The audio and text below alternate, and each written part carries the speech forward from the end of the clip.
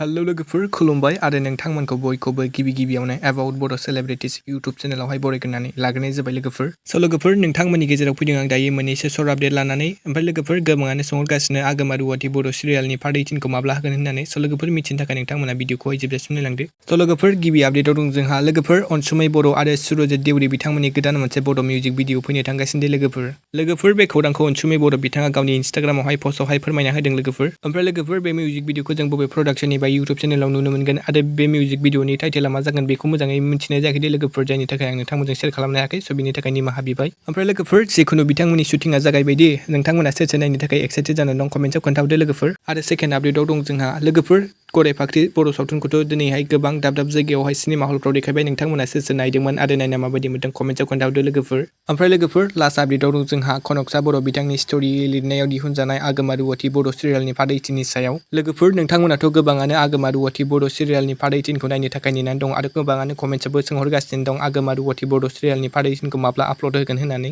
ओमफ्राय लोगोफोर आगोमा रुवाथि बर' सिरियालनि पार्ट 18 नि बागै बिथांमोना जेबो बिदि अफिसियेलि आपडेट होआखै। नाथाय लोगोफोर नोंथांमोना आगोमा रुवाथि बर' सिरियालनि पार्ट 18 खौ थाबैनो नुनो हासिगौ दे लोगोफोर नोंथांमोना, मानोना गोबाङानो कमेन्टआवहाय सोंहरगासिनो आरो माब्ला आपल'ड होगोन होननानै रागाबो जोंहरगासिनो। लोगोफोर नोंथांमोना एसे नेनानै थाबानो जाबाय। बिथांमोना आगोमा रुवाथि बर' सिरियालनि पार्ट 18 निफ्राय गासै पार्टफोरखौ खनसेनो आपल'ड होनो हासिगौ लोगोफोर, जायनि थाखाय बिथांमोना आगोमा रुवाथि बर' सिरियालनि पार्ट 18 खौ दासिमबो आपल'ड खालामाखै। मानोना शुटिं जोबखांबाबो इडिट खालामनायाव गोबां टाइम लायो लोगोफोर। लोगोफोर नोंथांमोना जाय आगोमा रुवाथि बर' सिरियालनि पार्ट 18 खौ नायनो थाखाय नेनानै दं नोंथांमोना एसे नेनानै थाथ'दो लोगोफोर।